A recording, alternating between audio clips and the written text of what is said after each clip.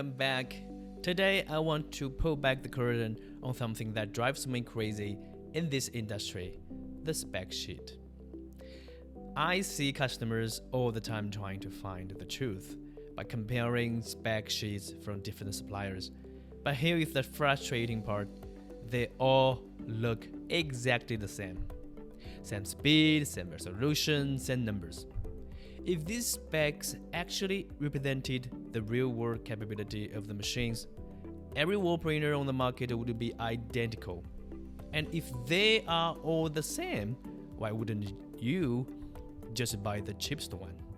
Well, that's a huge mistake.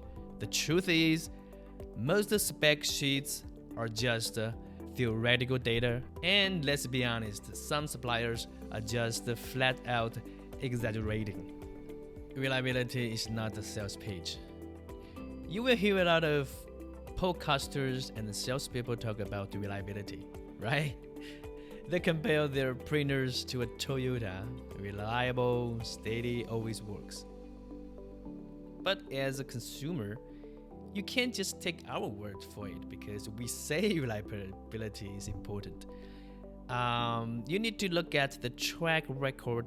How many machines are actually out there working?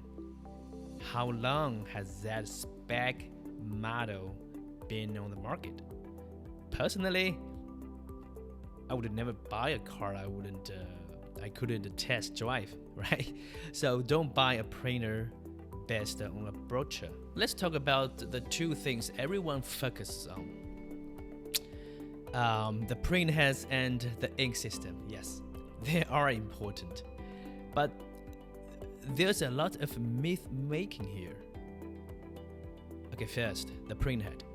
Even if you have a basic printhead model, it's not the end of the world. With good maintenance, you can still print massive, beautiful murals. Okay, we can talk about maintenance in another episode. And the ink system, people ask about pressurized system.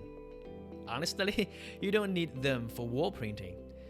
Huge industrial UV flatbed printers use pressure because they are flying at 50 square meters an hour. For wall printers, they go less than 5 square meters an hour. Gravity feeding is perfect stable at that speed. Now let's get into the details that actually cause reliability issues. The stuff customers never ask about until it's too late. So first is loose printhead cables. Yes. If the design is poor or the cable are too long and complicated, those ribbon cables will wingle loose during high-speed operation. This leads to the head not firing or even worse, a short circuit that fires your expensive printhead. That's a design flaw, and I think the manufacturer should take responsibility of that. The second is signal cable trap. Some manufacturers bundle all signal lines, the UV lamp, the fiber optics into a single harness to make it look neat. But just one wire in that bundle gets loose or fails, the whole machine stops. And let me tell you, troubleshooting or repairing that mess is a nightmare.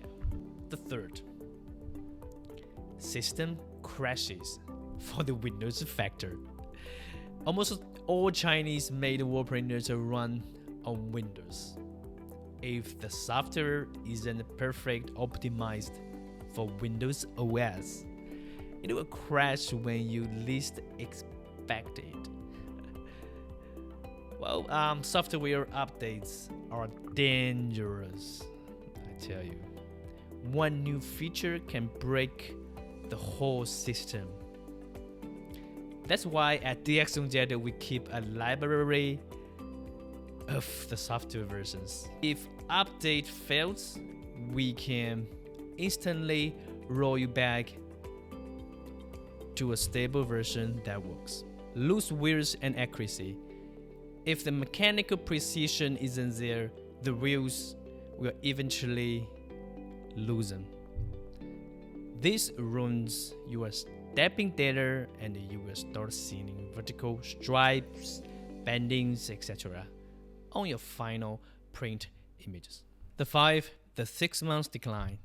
If the mechanical machining is low quality, the printer might work fine on day 1, but after 6 months or a year, the quality will gradually drop.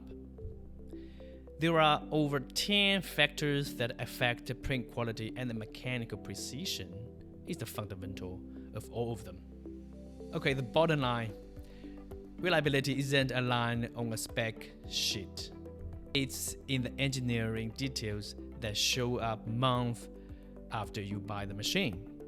If you have questions about what really happening under the hood of these machines, or if you want to book a video meeting to see the DXonJet differences, send me an email. I'm Alex, co-founder and sales director at DXonJet. Thanks for watching, and I will see you in the next one.